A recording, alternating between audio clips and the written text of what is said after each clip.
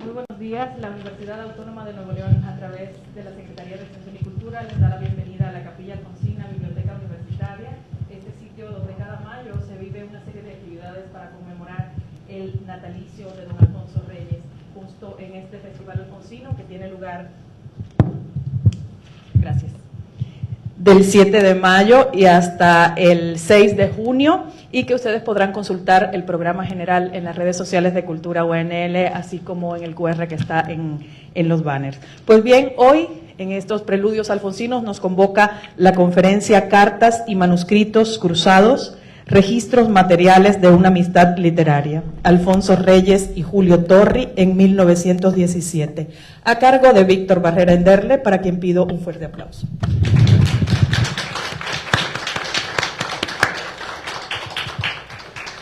Destaco además la presencia en el público del doctor José Javier Villarreal, secretario de Extensión y Cultura. Bienvenido.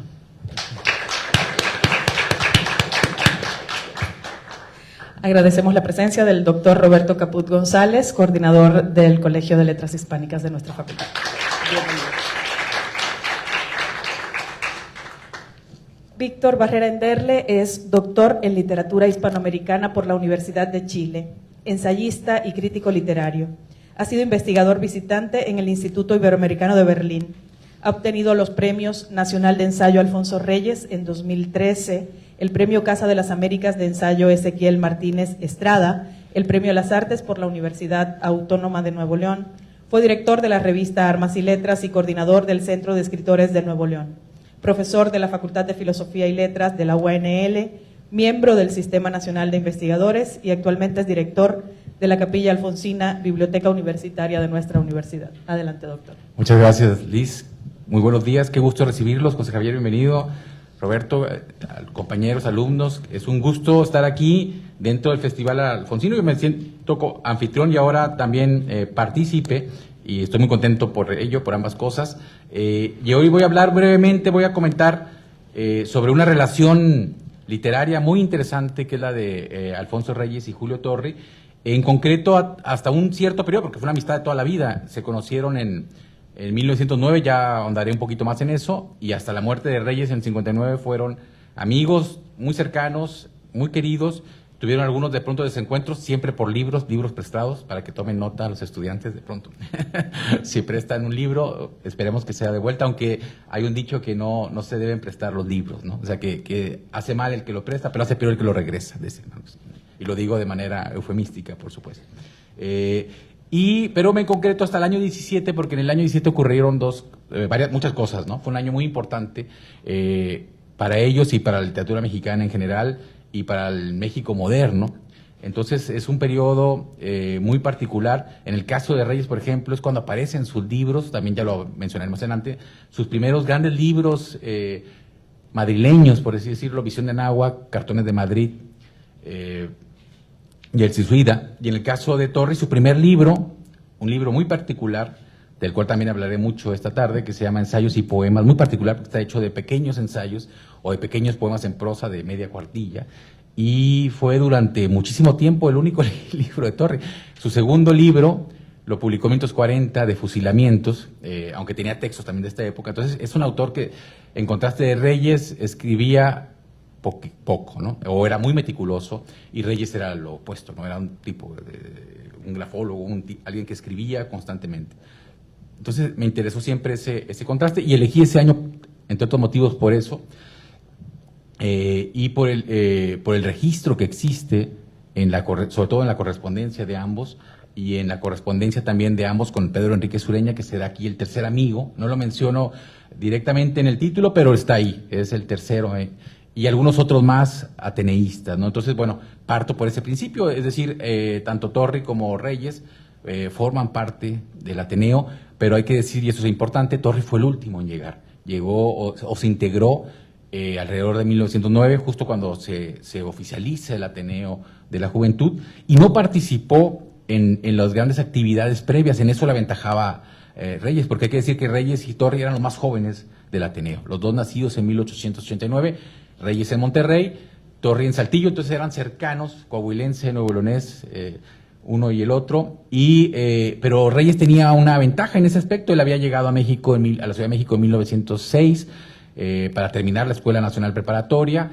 Había participado en la revista Sabia Moderna, que fue la primera revista del preateneo o del Ateneo en formación, creada por Alfonso Cravioto, que tuvo algunos números solamente. Reyes publicó unos poemas ahí, y participó también en la primera y la segunda sociedad de conferencias, que los atenistas empezaron a juntar para organizarse y hablar sobre temas principalmente griegos.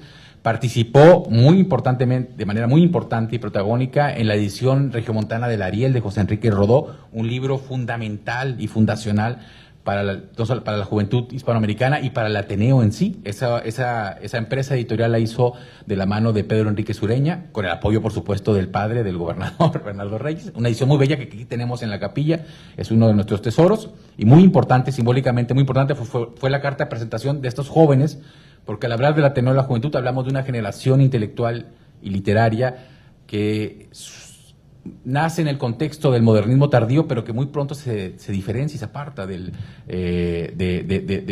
modernismo por su anhelo de especialización, de profesionalización, por esta apertura de espacios alternativos a la educación y a la literatura. Entonces Reyes participa todo en eso. Estamos hablando entre 1906, 1907, 8, para el 9... también participa de nuevo en la serie de conferencias y va a participar en las conferencias del centenario, las famosas conferencias de 1910, y de manera, y Torri todavía no aparece ahí en el panorama, ¿no?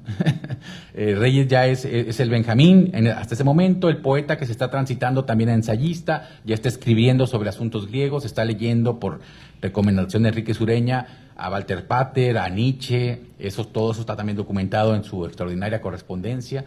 Entonces es un autor que lleva una ventaja en esta carrera por ser un escritor moderno o contemporáneo del mundo, ¿no?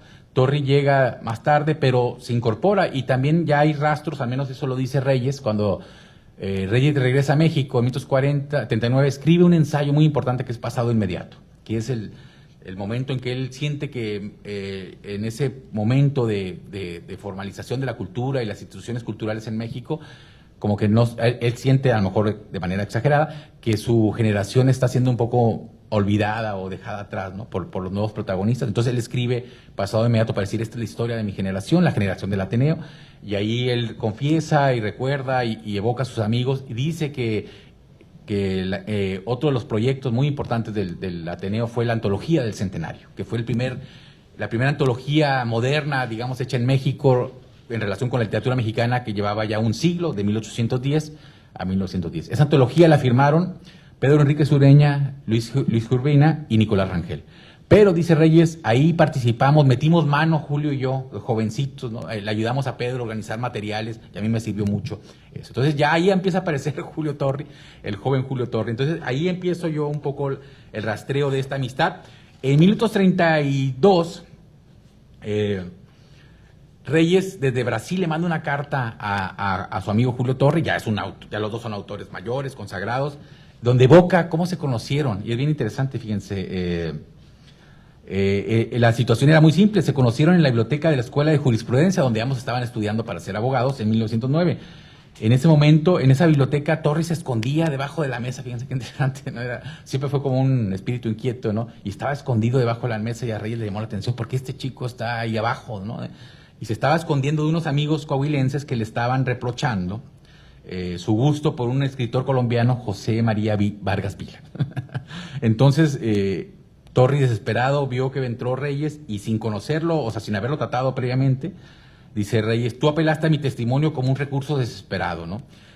Le dijo: es verdad que es bueno Vargas Vila. Y Reyes, por ayudarlo, porque en realidad no le gustaba mucho tampoco, dijo: sí. Dice: ya en la calle, después de este evento, digamos, juvenil, me tomaste del brazo, se refiere a Julio, ¿verdad? Y me hablaste de aquel volumen de la Rivadeneira, habla de la biblioteca Rivadeneira, creo que eran los novelistas anteriores a Cervantes, recopilada por Buenaventura Carlos Aribao.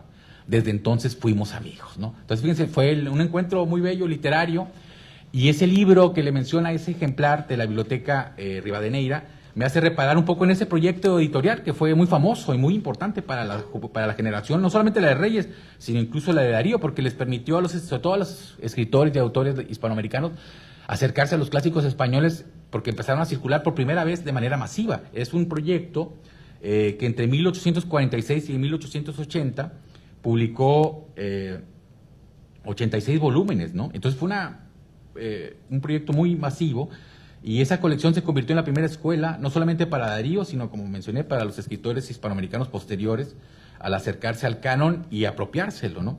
Entonces fue un vínculo muy importante que se reconocieron en esa biblioteca. Pero regreso al año de 1909, en que los amigos se conocieron. Torri arribaba a la Ciudad de México en ese momento de consolidación del Ateneo de la Juventud. Ya lo demás lo he mencionado, el aventajamiento de Reyes, pero las carencias del estudiante Julio lo animaron a buscar compañeros no solamente para a ponerse al día, sino también para aligerar gastos, ¿no? Y se hizo roomie o compañero de cuarto de Pedro Enríquez Ureña.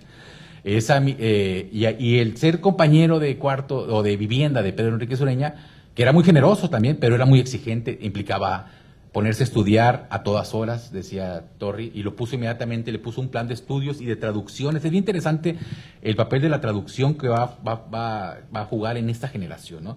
Lo puso inmediatamente a traducir a Charles Lamb, un gran ensayista inglés, y a Oscar Wilde, que fue algo parecido a lo que también le hizo hacer a Reyes. ¿Y cómo estoy seguro de esto? Porque en la misma carta, en una carta que Reyes le envía a Pedro Enríquez Ureña, el 6 de mayo de 1911, le dices, como buen alumno, ¿no? Sigo leyendo inglés, estoy traduciendo a Pater ahora. Julio Torri me escribe de Torreón que está traduciendo a Oscar Wilde, ¿no? Entonces, estamos como diciendo a Pedro, estamos haciendo la tarea que nos encargaste, ¿no?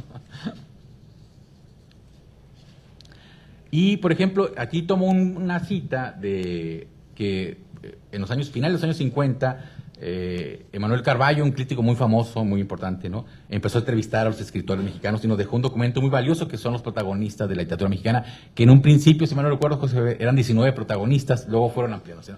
Entre esos primeros 19, obviamente estaban la generación del Ateneo, los que vivían, Torri, Vasconcelos y Reyes, ¿no? Y al cuestionarle un poco sobre su formación de Torri, él contesta que ya en Torreón había leído a Cervantes, a Dumas y a Platón, pero las nuevas lecturas que empezaron hacia arriba a México y al Ateneo, estaba Tomás de Quincy con El asesinato común en las bellas artes, otro gran ensayista inglés, Charles Lamb, de quien ya he hablado, y Oscar Wilde. Dice, me ayudaron a descubrirme como escritor. Las teorías de Quincy me parecían curiosas, le dice, y leí toda la obra de Chope, le confiesa Torri a Carballo en esos años 50, ¿no? En el caso de Reyes, evidentemente, por eso no me detengo tanto, su biografía es más conocida, y solo apunto aquí que ya para ese momento de inicio de la amistad estaba terminando de corregir su primer libro, Cuestiones Estéticas, que se iba a publicar en París a inicios de 1911 y que recogía sus charlas y conferencias tanto sobre literatura mexicana, sobre temas griegos, ya sabemos, sobre Góngora, sobre Mallarmé. Es un libro muy, muy enriquecedor y muy impresionante para un chico de 19, 20 años, ¿no? Como el caso de Reyes.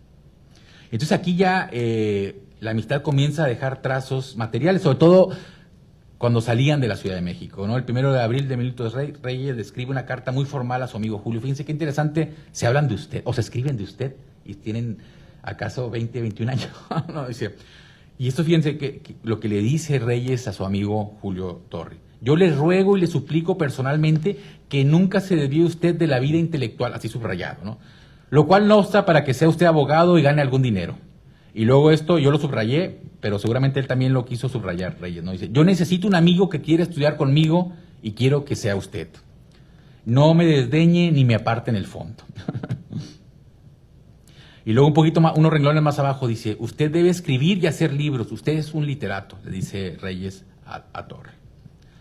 Y Torri le contesta de ese mismo tono formal y le confiesa que él se siente intimidado ante Reyes, un poco, y hace una comparación muy del gusto de ambos, ¿no? Dice, es como cuando Heine, el poeta alemán, conoció a Goethe, ¿no? O sea, Goethe era entonces imagínense la diferencia que le hace al comparar, ¿no? Con Goethe, ¿no? Para ese momento Julio y Alfonso compartían lecturas y gustos literarios y vecindad, porque además Reyes vivía en una casa en la Colonia Guerrero y con su esposa, con Manuela, recién casado, y en la casa de al lado vivían Pedro Enríquez Ureña y Torri. El Benjamín del Pulpo dio, o sea, ya Torri, porque Torri era unos meses más joven que Reyes, dio muestras de su talento crítico y de su amistad con Reyes, a quien llamaba Zuliali Verdadero. Y ambos se dirigían así, como Miliali Verdadero Alfonso, Miliali Verdadero Julio, ¿no? Y fíjense, lo primero que publica Torri, el 16 de julio de 1911, en la revista de revistas, es una breve reseña de cuestiones estéticas, ¿no? El texto hacía a las veces también de presentación y de augurio, y eso es fascinante, ¿no? Torri además no solamente fue un extraordinario escritor de sutileza, sino fue un extraordinario crítico visionario, diría yo. Dice, diría que para las letras mexicanas comienza ahora, al mismo tiempo que para la patria, una de sus más brillantes periodos, y diría bien, porque este libro es uno de los primeros frutos y de los mejores sazonados, por cierto, de una vigorosa generación intelectual, ¿no? Ese es el joven Torri hablando del libro de su amigo, ¿no? Torri sostenía además que el poeta poseía un pasmoso talento crítico en materia de técnica y de puntos de oficio, pero eso no era todo, y que su prosa no era pesada, que era lo principal, ¿no? Como la de los latinizantes, sino que tenía, dice Torri, toda la gracia y soltura de los helenistas. Ya lo mencioné un poco, en el 1912 todavía es el momento del cenit del Ateneo. Reyes, jovencísimo, casado, Torri y Enrique Sureña, vecinos, estudiando, había conferencias, publicaciones, antologías, pero eran los últimos días de felicidad, la verdad. Se asomaban ya la tormenta, ¿no? Se asomaba por ahí, ya sabemos lo que pasó, ¿no? Llegó el trágico y axial 1913, muy temprano, la muerte del padre, el 9 de febrero. Ya desde el finales del 12 fue muy triste para Reyes. ¿Se acuerdan la rendición del general Bernardo Reyes en Linares? Ese es el inicio, ¿no? Del fin de esta época, ¿no? Y luego la muerte trágica el 9 de febrero, acribillado frente a Palacio Nacional, la caída del maderismo, en fin, todo eso sacudió de una manera brutal al país y de manera concreta al Ateneo, ¿no? Todos se empezaron a dispersar porque el Ateneo tenía una unión muy fuerte intelectual, pero una disidencia muy grande política, ¿no? Había de todo un poco, ¿no? Estaban los revolucionarios o los progresistas, que en ese momento eran maderistas, que eran José Vasconcelos, Martínez Guzmán, los más intrépidos, que además estuvieron más vinculados al movimiento armado. Estaban los más intelectuales, digamos, Pedro Enrique Sureña y Antonio Caso, que es otro de los grandes amigos del círculo cercano, y estaban los más jóvenes que estaban vinculados y que no querían realmente vincularse con la política, que eran Reyes y Torri. Torri no quería involucrarse en asuntos políticos para nada, pero bueno, los sacudió a todos, ¿no? Había otros conservadores, Nemesio García Naranjo, que luego va a estar vinculado al gobierno de Huerta, en fin. Entonces, en una transición, eso sacude fuertemente al Ateneo, que ya estaba teniendo sus propias instituciones educativas, ¿no? La Universidad Popular y sobre todo la Escuela de Altos Estudios, lo que sería ahora la Facultad de Filosofía y Letras.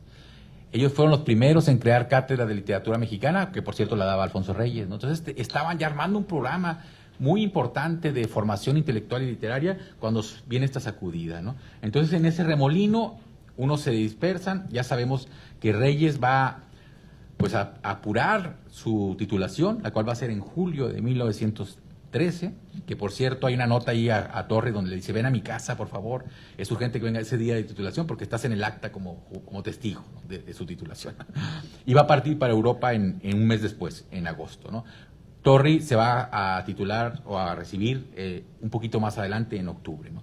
Y algunos, los que se quedaron, algunos se van a acomodar en el gobierno de Huerta. En el caso de Torri va a ser secretario de otro teneísta también muy particular, que es Jesús Acevedo, que en ese momento entra a la dirección de correos, ¿no? del nuevo gobierno, ¿no?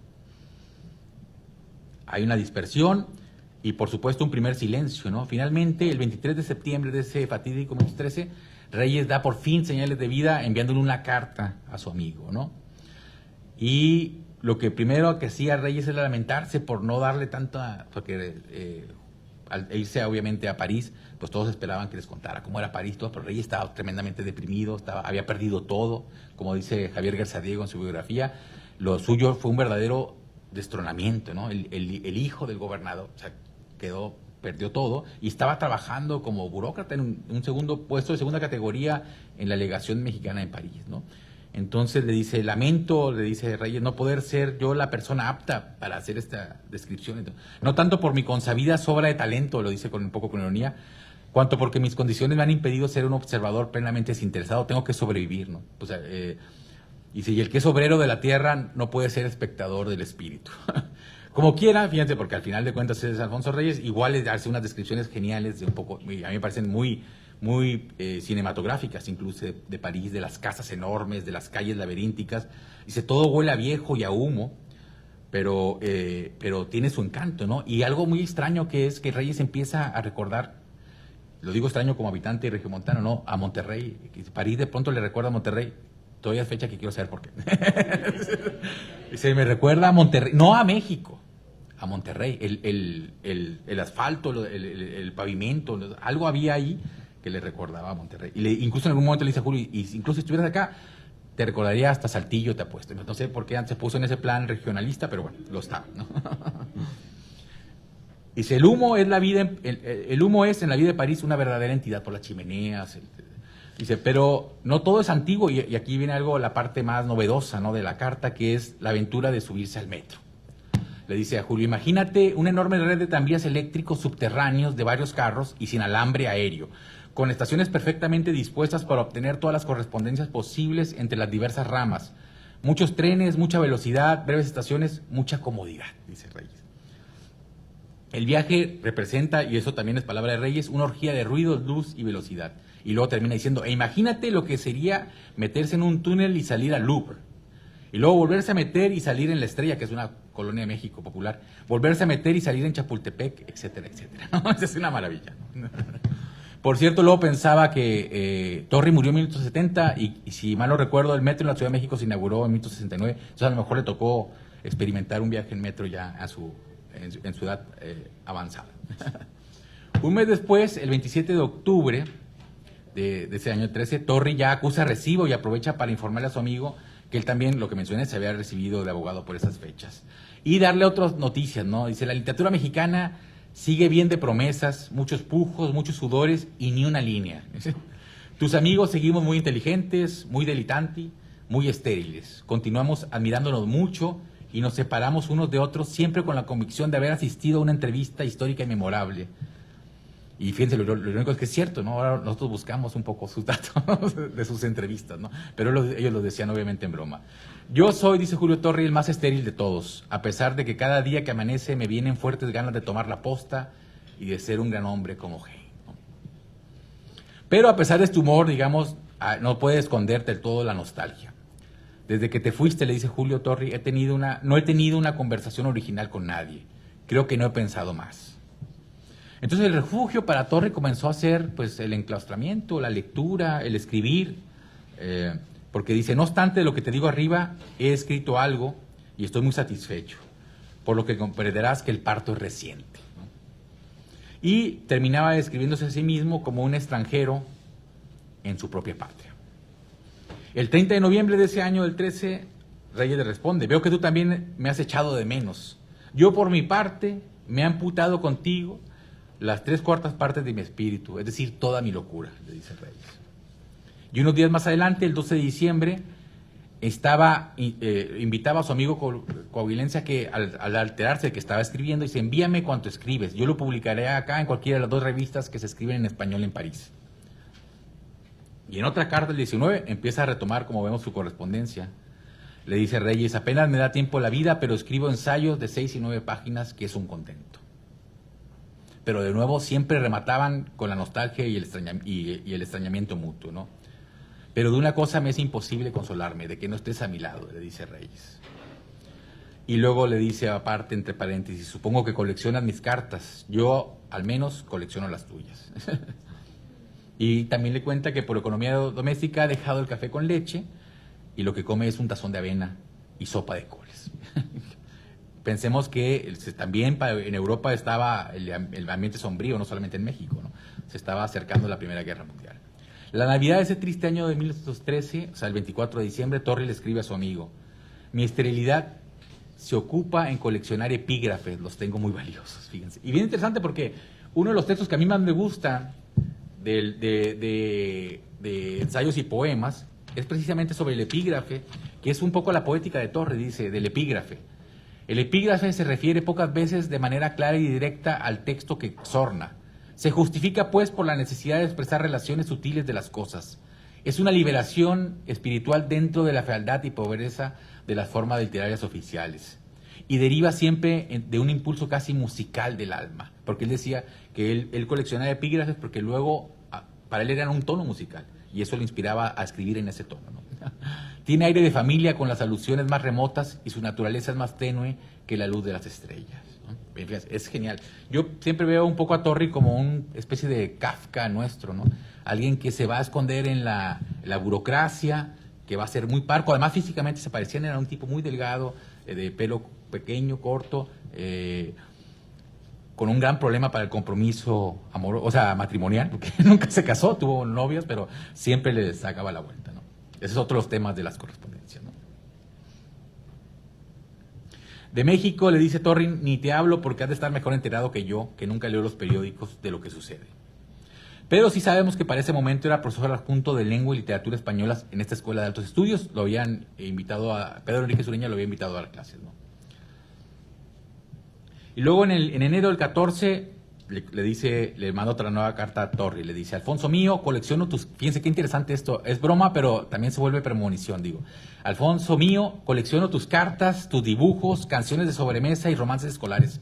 Pienso publicar en 1980 y tantos 5 tomos de obras inéditas tuyas, sin permiso de los herederos de autor, quienes entre 1858 y 73 habrán impreso la edición completa y definitiva de tus obras, 40 volúmenes. Casi latina, porque las obras completas de Reyes empezaron en el 55, terminaron en lo poquito, 89, 90, pero fueron 26, ¿no? Pero bueno, más los tomos de diarios y correspondencia, yo creo que fácil llegan a los 40, ¿no? En fin, se fijan, entonces era como una broma, pero al final fue bastante premonitoria. En contraste, y esto le cuenta a Torri de nuevo, yo trabajo ahora género de esterilidad como poemas en prosa. Ahí está de nuevo su libro, ¿no? Pronto te mandaré algunas composiciones. Las escribo de la siguiente manera. Tomo un buen epígrafe de mi rica colección, lo estampo en papel y a continuación escribo lo que me parece. Casi siempre un desarrollo musical del epígrafe mismo. Esto me encanta. Es como si antes de comprar un vestido adquirieras el clavo del que lo has de colgar. Dice Torri. Y como siempre, como en buena amistad, no podían faltar las recomendaciones literarias, ¿no? Torri siempre le dice, dime por favor lo que estás leyendo, yo procuraré seguirte el rumbo a fin de que cuando nos reunamos no me encuentres muy del siglo XVIII y poco moderno, ¿no? Y ahí le manda listas, ¿no? Lea Mallarmé, lea Anatole France, etcétera, etcétera. Seguiremos, cito, a pesar de todo juntos, yo te lo prometo, le contestaba Reyes el 25 de enero de ese año. Y recordaba que Torri le había confesado que había escrito algo. Envíamelo, dice de nuevo, y se publicará. O sea, Reyes es el gran instigador para que... Después, el 9 de febrero, Torri se hace una pequeña definición de sí mismo y se describe como un raro sujeto en lo personal, como un fracaso como profesor, como un fracaso como abogado y muchas otras más cosas. Pero prefiere eso, dice, a ser un político. Los ateneístas dispersos por el extranjero o extraviados en su propio país o ciudad comenzaban, fíjense, por esa época ya a contar su propia historia, ¿no? El mismo Reyes va a publicar en marzo de ese 14 un artículo que va a titular Nosotros, porque siempre se definían así o se diferenciaban así. Nosotros en cursivas, ¿no? O sea, el Ateneo. En la revista de América de París. Enríquez Ureña también iba a hacer lo mismo, iba a dar un discurso sobre las humanidades, la cultura de las humanidades en el México revolucionario. Y al poco tiempo, unos años más tarde, Vasconcelos en Lima también iba a hablar de la nueva generación intelectual. Entonces se empiezan a construir su propia narrativa, ¿no? Y Torri hace caso y le envía a su amigo 2 textos que van a formar parte de su libro, En elogio de la contradicción y del epígrafe, que también se habían publicado previamente en esa revista, en la revista Nosotros, una revista que se publicaba en México, ¿no? En abril, Reyes escribió a su amigo para comentarle sobre un ensayo que Pedro Enríquez Ureña había leído. Es de las últimas actividades del Ateneo, antes de la dispersión total, fueron las conferencias que se dieron en la librería de Francisco Gamoneda, un librero español muy importante, y el 6 de diciembre de ese 13, Pedro Enríquez Ureña leyó su ensayo sobre Juan Ruiz de Alarcón, que créanme, es una de las grandes piezas de la crítica literaria hispanoamericana y mexicana. Pedro lo recogería después en sus 6 ensayos en busca de nuestra expresión. ¿Qué dice ahí? Básicamente dice que Juan Ruiz de Alarcón es mexicano por ciertos matices y empieza a establecer una extraordinaria lectura que contrasta con esta visión o con la visión tradicional promovida por Marcelino Menéndez y Pelayo como un escritor de segunda fila que seguía a los grandes dramaturgos españoles, Quevedo, etcétera, Lope, ¿no? Entonces, Enríquez Ureña le da la vuelta y es muy interesante y Pedro y Alfonso lo nota y le comenta a su amigo lo bien que le parece ese ensayo, ¿no? Y después viene algo que a mí me parece muy misterioso. Luego yo voy a tratar de entender por qué. La correspondencia se suspende desde abril del 14 a octubre de 1916. No se escriben los amigos, ¿qué sucede? Bueno, lo que sucede es básicamente todo. En Europa estalla la Primera Guerra Mundial, Reyes tiene que salir corriendo con su familia, con su esposa y su pequeño hijo de unos 2 años, cruza la frontera sin dinero, sin trabajo, y en México cae el gobierno, primero, antes de la caída de Huerta, Estados Unidos invade el puerto de Veracruz, o sea, se hace un verdadero remolino, ¿no? Cae el gobierno de Huerta, eventualmente en octubre del 14, y eso pues vienen los gobiernos convencionalistas, pero antes de eso los zapatistas y los villistas toman la Ciudad de México. ¿Se acuerdan la famosa foto de Pancho Villa sentado en la silla, ¿no?, al lado de Zapata, que no se quiso sentar? Entonces hay ahí una gran dispersión, y además con la llegada de Carranza al poder, Carranza va a reinstalar una ley que venía de la época de Juárez, de la pena de muerte para los traidores a la patria, ¿no? Y eso implicaba, por ejemplo, a su amigo Acevedo y su jefe Acevedo, todos los que trabajaron con Huerta, básicamente, como funcionarios, pues se fueron. Urbina, otro gran amigo, aunque era mayor, que era el enlace entre los modernistas y los esteneístas, muy amigo de Reyes sobre todo, va a salir corriendo el pobre Urbina, que era el director de la Biblioteca Nacional. Caso, ¿no? Y Reyes siempre se preocupaba por Caso. Caso fue el que más se deprimió en todo esto, ¿no? Decía Reyes, la última imagen que tengo de Caso es sentado solo un día antes de que yo me fuera a Francia en una banca de la Zócalo. Tremendamente triste, ¿no? Entonces, todos ellos, y Torri se salvó porque era un empleado de segundo pelo, ¿no? Pero se recluyó, ¿no? Estuvo, digamos, deprimido, escondido, y escribió un pequeño ensayo que no publicaría en Mitos 17, sino en Mitos 40, y que le daba título a su libro, que se llama De Fusilamiento, ¿no? Que era un poco su manera de procesar la bruteza y la violencia de la revolución, ¿no? Que dice así, le damos del dedo el inicio, ¿no? El fusilamiento es una institución que adolece de algunas inconvenientes en la actualidad, obviamente con un humor negro, ¿no? Ahí, desde luego se practica a las primeras horas de la mañana, y luego cita, hasta para morir precisa madrugar. Me decía lúgubremente en el patíbulo un condiscípulo mío que llegó a destacarse como uno de los asesinos más notables de nuestro tiempo, ¿no? Entonces empieza a describir todo el mecanismo del fusilamiento, un poco siguiendo a Thomas de Quincy en El asesinato como una de las bellas artes. Dice, el asesinato, dice de Quincy, es terrible, pero una vez ya cometido, uno no puede evitar también analizarlo de manera estética, ¿no? Un poco hace eso Torri, pero fíjense la manera, ¿no? Y también de nuevo me recuerda a Kafka cuando en su diario, el día que matan al archiduque Francisco José, que es el inicio de la Segunda Guerra Mundial, dice, hoy mataron al archiduque y luego me fui a nadar, porque, o sea, como que la vida sigue un poco, tratando de darle sentido a ese mundo enloquecido, ¿no?, que les toca, ¿no? Entonces, claro, se suspende, y de pronto se retoma ya a finales del... Torres el que retoma la correspondencia, utilizando precisamente la muerte del padre de Jesús Acevedo. Acevedo vivía con Reyes en Madrid, digamos, era vecino de Reyes en Madrid, y le dice, Alfonso, te escribo porque murió el papá de Chucho, por favor, dile. O sea, que avísale que murió su padre. El pobre, si Acevedo regresaba, lo fusilaban, o sea, no iba a regresar el pobre. Entonces, y ahí comienza y un poco, y le dice, por favor, escríbeme qué has hecho de ti, etcétera, etcétera, ¿no? ¿Cómo has estado tú, mi querido Alfonso? Escríbeme, hombre de Dios, ¿no? Y ya en la postdata le desliza, pronto te llegará un pequeño libro mío, por exigencias de Pedro Enríquez y de dinero, me resolví salir a la plaza del Vulgo, ¿no? Perdonadme vosotros, que es precisamente ensayos y poemas, ¿no? Pero ¿qué pasa en entremedio? En ese 1916 pasan, por ejemplo, para Torri, pues participa en 2 grandes empresas de las más importantes de la literatura mexicana de ese periodo.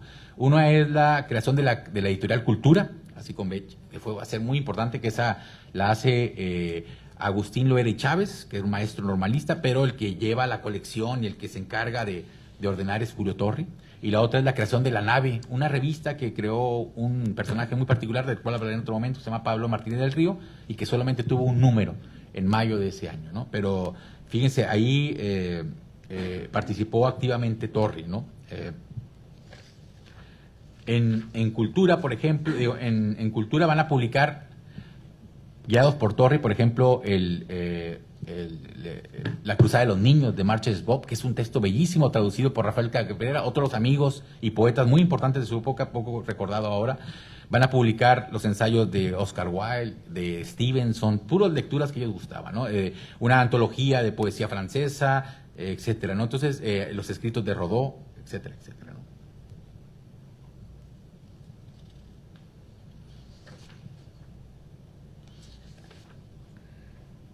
Y, por ejemplo, Torri va a publicar en la nave un pequeñísimo comentario sobre la sangre devota, que aparece en el panorama, ¿no? Que se va a volver también profecía cumplida, ¿no? López Velarde dice ahí, es nuestro poeta del mañana, como lo es González Martínez de hoy y como lo fue de ayer Manuel José Otón. En un párrafo. Es una agudeza crítica extraordinaria de Torri. Además, hay muchos elementos en estas publicaciones que me gustaría comentar, por si el tiempo no lo hago, nada más les comento aquí brevemente que la felicidad que le da a Torri, por ejemplo, el ver que se están publicando libros de nuevo. No solamente folletos, ni revistas, ni notas amarillas, sino que la cultura se empieza a reorganizar, porque al final de cuentas, eso era la intención de los que se quedaron, ¿no? Y de los que venían de las nuevas generaciones como Antonio Castro Leal y los ya muy jovencitos contemporáneos que empezaban a ir a la prepa, sobre todo Novo y Villorrutia, ¿no? Organizar la cultura, reestructurarla, ¿no? Celebran las antologías, por ejemplo, González Martínez publica una antología de la poesía francesa reciente que va a ser muy celebrada por Torri. Eso es lo que necesitamos, traducir, porque la traducción creo que es de el propio González Martínez, dice Torri, traducir a los escritores de nuestra predilección es un ejercicio muy útil, ¿no? Dice Torri. Cuando reseña Jardines de Francia, que es la selección y traducción de Enrique González Martínez, que la publicó por Rúa en 1916, ¿no?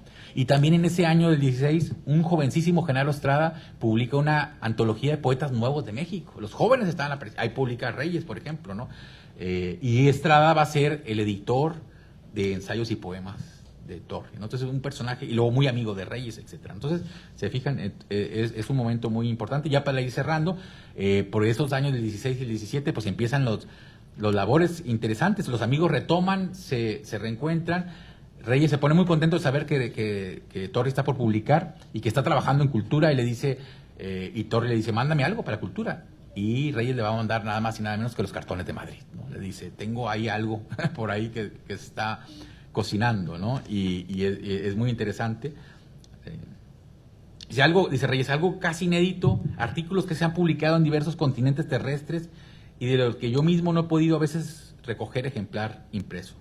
Supongo que no son conocidos en México.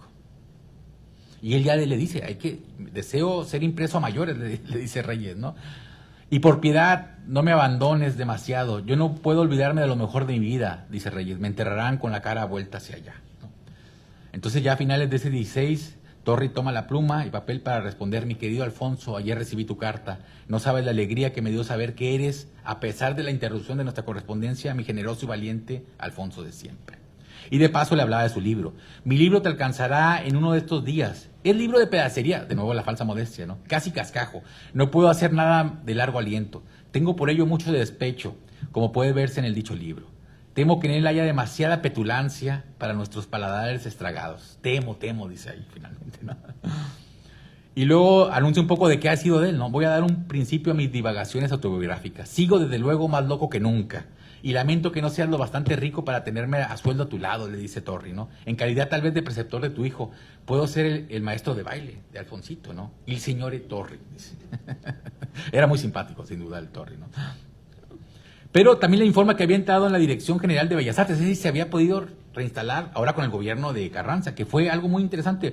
Todos los que habían sido huertistas, entre comillas, como incluyendo Urbina, pues buscaron reincorporarse, ¿no? Hay una carta de Urbina muy fuerte, muy impresionante a Reyes, donde le dice, ¿sabes qué? Yo sí creo ya en la revolución y creo, y a través de Isidro Fabela, que fue un amigo muy cercano de ellos y muy cercano al gobierno y partícipe del gobierno Carranza, les empezaron a dar puestos, ¿no? Y a Urbina, bueno, logró irse a España, pero fue a dar unas conferencias pagado por el gobierno de México a Buenos Aires, que de ahí surgiría La vida literaria en México, otro gran libro de nuestra historia literaria y crítica, y Torri entra a la Dirección de Bellas Artes porque Cavioto, un antiguo amigo del Ateneo, el creador de Saya Moderna, se queda como director de Bellas Artes. Entonces ahí entra de nuevo Torri y ahí empieza a mejorar un poco su vida, ¿no? Pero le dice, antes pasé tiempos muy duros. Fui profesor de moral y derecho en una infame escuela comercial y además ahora soy profesor de lengua castellana en la Escuela Normal de Maestros. Pero llegó el 17, el año ya para cerrar, el año donde termino, y llegaron los libros y los nuevos proyectos, ¿no? Lo primero que hace Reyes es decirle, en marzo, te va a llegar de Costa Rica un librito que publiqué allá que se llama Visión de Anáhuac. Espero, se hicieron pocos libros, aprovéchalo y toma el que va para la revista Cultura, para la editorial Cultura, para tratar de hacerle promoción, ¿no? Y al mismo tiempo, dice, se disculpaba porque todavía no le había enviado los borradores de Cartones de Madrid, ¿no? Falta de tiempo, no de voluntad, me han impedido enviarte una colección de artículos para Cultura. Porque al final de cuentas, cuando le cuenta que en Madrid está Pablo Martínez del Río, el director de la nave, pero en realidad dice, eres tú quien debería estar acá, Julio, ¿no? Y todas las noches te sueño. Gracias por los que me escribes de tu vida. Y era verdad que Reyes soñaba a Torri. De hecho, en una carta a Enrique Sureña le di cuenta, dice, soñé que Julio se inyectaba morfina. Y se le ponían los ojos como chino y empezaba a enloquecer. Y Enrique Sureña le contesta, bueno, eso es podría muy bien ser cierto. Julio es así. Y para Julio también los acontecimientos se aceleran, ¿no? Ya en el mes de julio le dice, ya recibimos el manuscrito de Cartones de Madrid. Y se he recibido varias cartas tuyas, tus libros y el que nos envías para Cultura. Y le dice, porque al final Julio Torri va a ser el editor de Cartones de Madrid. Pondré el mayor cuidado para que resulten lo mejor posible tus Cartones de Madrid. Nos ha gustado mucho y ya algunos lo conocíamos de los textos por lo que se publicaba en el Semanario de España, ¿no? Y también le acusa recibo de otro libro.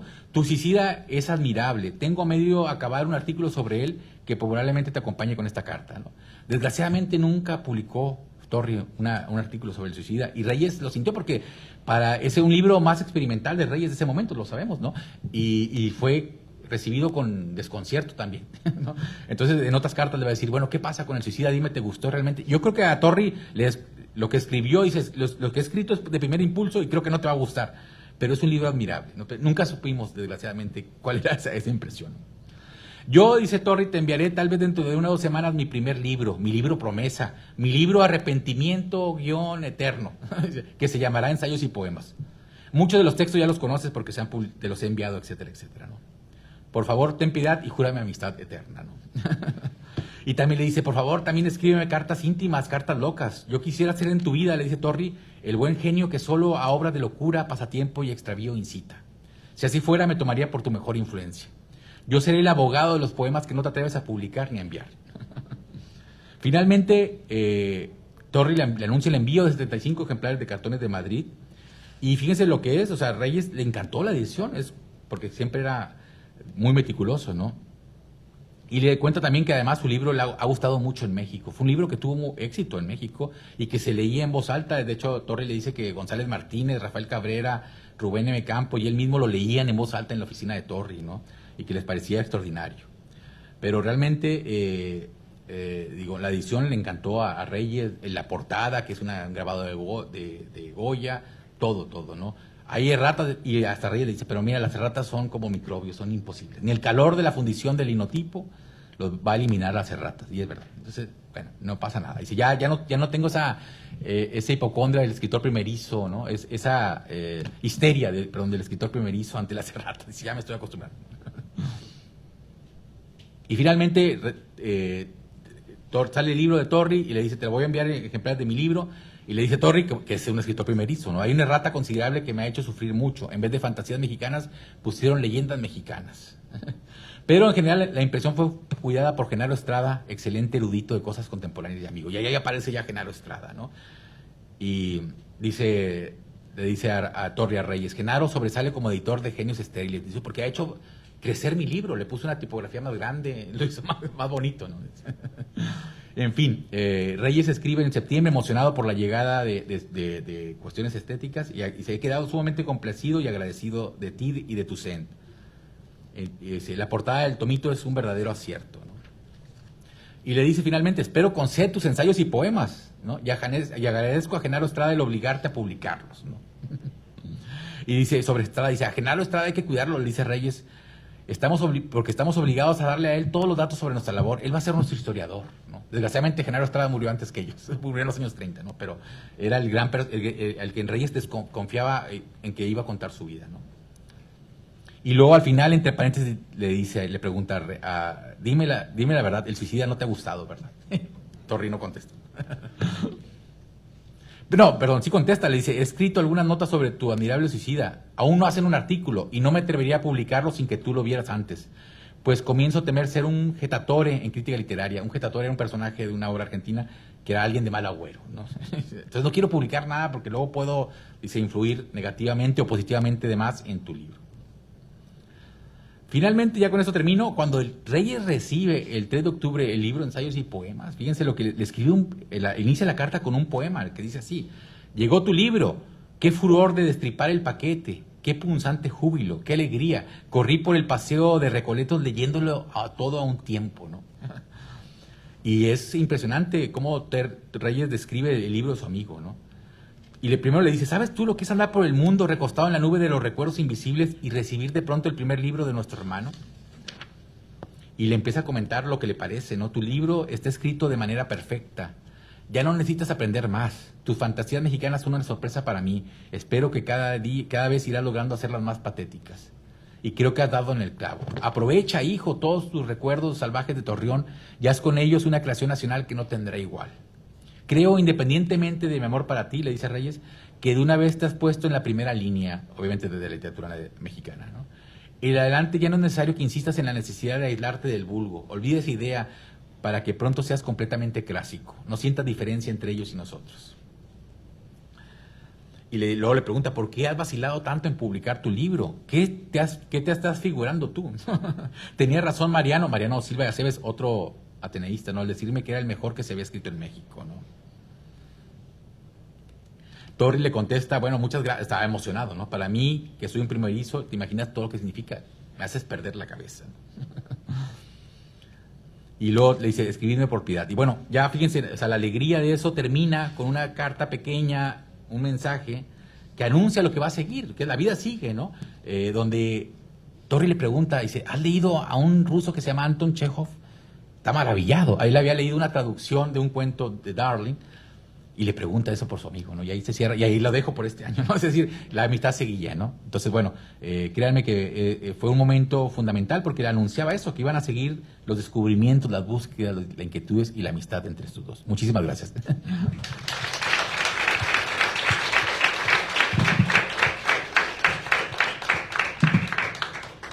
Agradecemos al doctor Víctor y en este momento tenemos espacio si alguien quiere realizar alguna pregunta o comentario, es el momento. Sí. Bueno, Víctor, felicitarte mucho y me da mucho gusto que estén jóvenes aquí oyéndote. No quiero ponerme así en un plan de regañón ni nada de eso, pero se me hace bien interesante que en estas cartas que nos has aventado así a los aires, están sucediendo cosas muy tremendas, ¿no? O sea, la Revolución Mexicana, la Decena Trágica, la Primera Guerra Mundial, la caída de Huerta, el ascenso de Carranza, los preludios de lo que va a ser la Segunda Guerra Mundial, el hambre, la penuria, o sea, el estar en la quinta línea de allá, o sea, el caso de Torri, ¿no? El destronamiento de Reyes, ¿no? Y luego 2 libros, el de Torri, Ensayos y poemas, y La visión de Anáhuac, y que son autores de 28 años. Sí. O sea, eso es lo que pega durísimo, es decir, porque tú puedes decir, bueno, pues sí, era gordito, el otro era muy flaco, y yo soy así como la rosa púrpura del Cairo. Tenían 28 años y escribieron esos 2 librazos así impresionantes en medio de... Es un tiempo no propicio para hacerlo. O sea, ya vendrán tiempos mejores, ahorita no se puede y lo hacen. Entonces, a mí eso me deja muy apabullado, y el cierre que haces también me impresiona mucho, porque Chekhov muere muy joven, entonces queda como un autor digamos que lo vemos como desde el 19, pero es un autor que venía con todo Sí. y iba a inaugurar el 20 de una manera como un Joyce, ¿no? Un Beckett, una cosa así, un Proust. Entonces, y que estén descubriendo a Chekhov en ese momento, después de escribir esos dos libros que van a ser del canon de la literatura mexicana y que tenían 28 años. Eso me impresionó. Sí, muchas gracias. Exacto, totalmente de acuerdo. De hecho, me hubiera encantado extenderme, pero miren, casi me llevo toda la hora, ¿no? Porque también, y escuchándote, me acordé también que por esos años Kafka publica La Metamorfosa, todo lo que estaba pasando, las vanguardias, Marinetti, el dadaísmo, y en ese mundo estaban estos autores jovencísimos, ¿no? Trabajando con todo en contra y creando, y en ese aspecto también me maravilla mucho la sintonía de Torres, ¿no? Porque también Chekhov es un autor que estaría muy cercano a Torres por el tratamiento del cuento breve, de este manejo, ¿no? Borges también, de hecho, Carballo dice, Torres tiene elementos que se anticipan a Kafka y a Borges mismo, al menos al descubrimiento que se hace en México de Borges en los años 40 ya sobre todo, ¿no? Entonces sí, Torres es una pieza ahí extraordinaria, y en ese contraste y en ese diálogo con Reyes, pues van a iluminar. Por eso pienso que es ese periodo que es tan revuelto, ¿no? Y que generalmente en las historias literarias antañas se solía brincarnos la novela de la Revolución. Ese año, esos 5 años al menos que van del 15 o 7, del 13 al 20, son fundamentales, a pesar de todas las dificultades de la ciudad tomada, de que aparentemente no había, todo estaba detenido, ¿no? Pero la editorial Cultura, por ejemplo, que hace poco, Freda, se me va el apellido, pero es la pareja de Sergio Ugalde, hace unos años reeditaron de manera facsimilar todos los tomitos de la colección Cultura, y son bellísimos, ¿no? Eran muy modestos, le dice Torri a Reyes, nuestra imprenta es muy pobre, pero bueno, tratamos de hacer, es un proyecto cultural, pero también es un proyecto de posicionamiento, ¿no? Ante esa inestabilidad, la revolución, la revuelta, la muerte, apostamos por la cultura, que es algo que Torri siempre va a hacer, ¿no? Y es interesante, ya no conté la otra parte de la amistad, por ejemplo, de Fusilamiento se publica en la Casa de España a instancias de Reyes. Cuando Reyes regresa, dice, ahora sí tenemos que volver a publicarte porque ya han pasado más de 20 años. Y publica otro libro igual de genial, también muy breve, ¿no? De hecho, ahí hasta, ya no lo leí por falta de tiempo, pero lo menciono aquí brevemente, está la poética de Torri, ¿no? Que él se describe como un minero que abre vetas, ¿no? Y ve un poquito y ya no sigue, lo deja para alguien más el trabajo, ¿no? Su labor es como escarbar por aquí un poquito, mostrar, se llama El Descubridor, ¿no? Porque no, y miren, se lo leo así brevemente, ¿no? 57.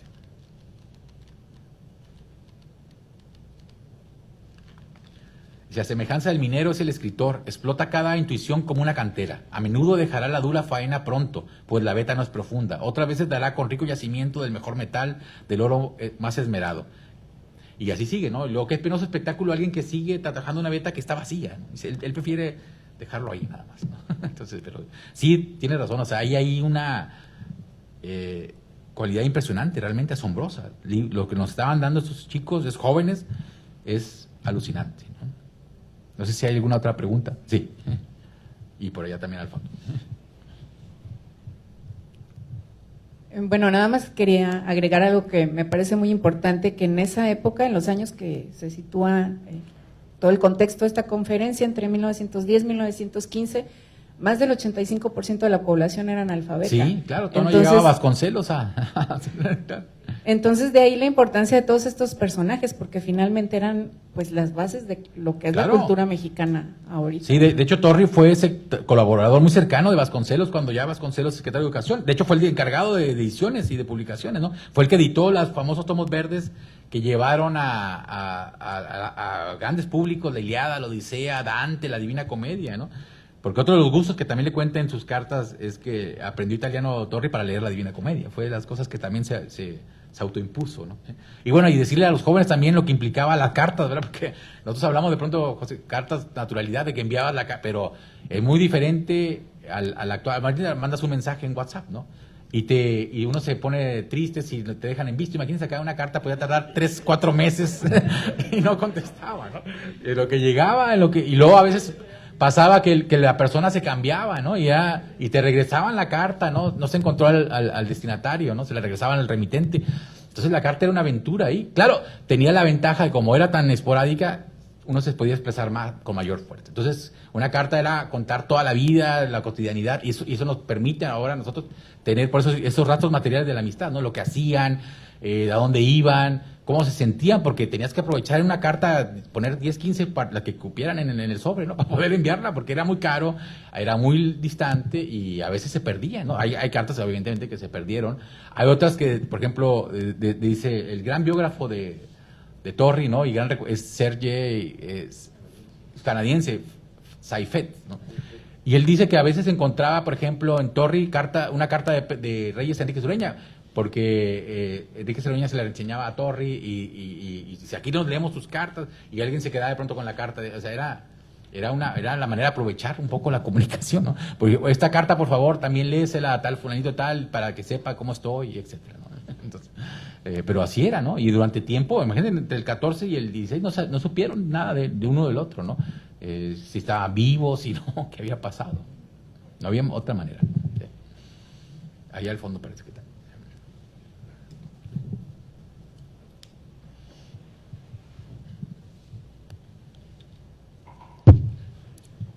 Quise desarrollar algo que es lo que acabas de presentar, Víctor. La relación Reyes, Torri, y llegué a hablar con Alicia Reyes, eso fue hace muchos años. No lo terminé, no lo concluí o consolidé, pero cómo me divertí. Recuerdo los ensayos que hizo Beatriz Espejo, la esposa del maestro Carballo, y me encontré con un Torri que desconocía, con ese brillo en su prosa lírica, no con la contundencia de las profundidades de Reyes, pero me encontré con un autor que lo hice algo muy cercano para mí. En el caso de Torri, como un escritor de gota a gota, me encontré también las similitudes también extraliterarias, en cuanto que también era alpinista igual que Alfonso Reyes. Y cuando digo alpinista me refiero a lo que Castañón va a hablar sobre Quique Montparnasse, y que Cardosa, cuando ve a Reyes en París con una mujerona, dice: Alfonso, ¿qué andas haciendo? Pues ya ves, aquí ando de alpinista.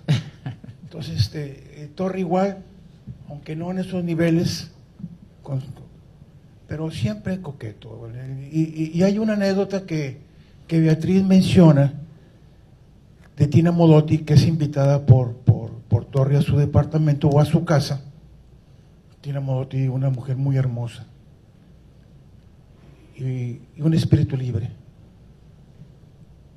Le invita a un café, y cuando va por el café, Torri sale con una camisetita de tirantes en calzoncillos, con sus zapatos de charol y sus calcetines negros. Pues Tina Modotti, mujer del mundo, pues suelta la carcajada y dice: Julio, siéntate y vamos a tomarnos el café y vístete. Entonces, independientemente de eso, ahorita mencionaste El Descubridor, que al final de cuentas se cierra con no ser víctima de los abarroteros, Sí. Abarroteros de la literatura. De Algar, sí. Y ese de fusilamientos y toda una serie de cosas que, como lo mencioné ahorita en un principio, lo desarrollé, no lo terminé, pero digo, cómo me divertí y cómo admiro a esa generación de ateneístas. Y en el caso de Torri es algo muy cercano, y sobre todo la parte de la ironía, la parte de enfrentarse a la vida, aunque no vivió bien y murió prácticamente solo. Celebro haber llegado, no iba a llegar y me encontré con que estaba esta ponencia, pero recuerdo con mucho cariño. Sí, cómo no. Y leo Torri cuando... Hay que leerlo, sí, exacto. Hay que leerlo. Sí, sí, y aparte sí. se van a dar una divertida. Sí. Y el lenguaje es una cosa maravillosa. Sí. Pero bueno, independientemente de eso, tuve la buena fortuna de escucharte. Muchas gracias. Y creo que sí, también tú tenías... Sí, ahí, ya la última para...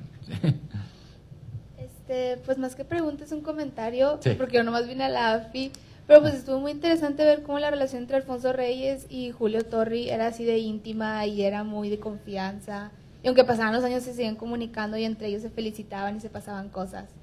No, eso, pues nomás me quedé aquí para la historia y dije, wow, está bien padre. Gracias, qué bueno que te gustó, muchas gracias. De hecho, pues, Borges decía, y creo que tenía razón, que la amistad estaba tejida la literatura estaba tejida de amistades, y es muy cierto. Detrás de un libro, detrás de siempre hay relaciones, ¿no? Y bueno, como las artes en general, ¿no? Crean vínculos, y yo celebro mucho que los jóvenes vengan, porque era una manera de acercarse también a la literatura y van a encontrar otras experiencias que pueden ser similares o no a las de ellos, a las de ustedes, pero que les permite ese contraste, ¿no?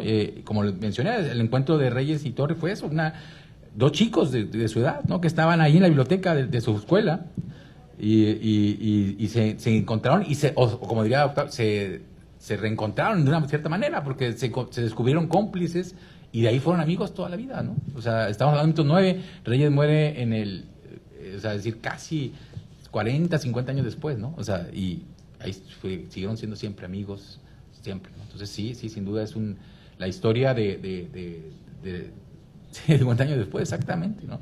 La historia de Torri y de Reyes es una historia que también nos ayuda a entender cómo se forman los lectores, cómo se forman los escritores, ¿no? Es un manual de formación literaria, como diría alguna vez Monsiváis, ¿no? Respecto a la amistad de Reyes con Enrique Sureña. Es cierto, es eso. Cómo se recomiendan libros, y es lo que hacemos, ¿no? Ahora se recomiendan series, es una manera de intercambiar y de comunicarnos muy, muy efectiva, ¿no?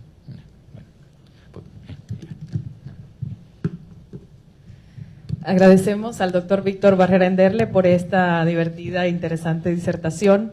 Quiero agradecer la presencia de todos ustedes, de todos nuestros estudiantes, qué bueno que vinieron también a sus AFIS, y de manera muy especial a nuestros alumnos de la Facultad de Filosofía y Letras, de la carrera de Letras Hispánicas, bienvenidos. Y antes de cerrar esta actividad, quisiera solicitar por favor al doctor José Javier Villarreal si nos acompaña a entregar un reconocimiento al doctor Víctor.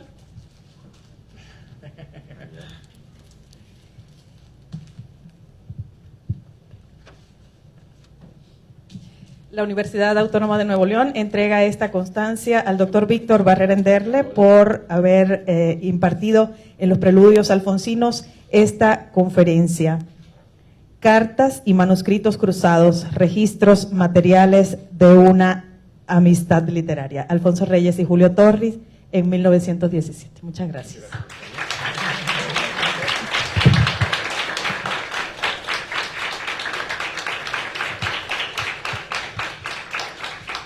Concluimos así nuestra actividad. La Universidad Autónoma de Nuevo León, a través de la Secretaría de Extensión y Cultura y la Capilla Alfonsina Biblioteca Universitaria, agradece su presencia y los invitamos a consultar el programa general de nuestro Festival Alfonsino, que, como dije, será hasta el 6 de junio.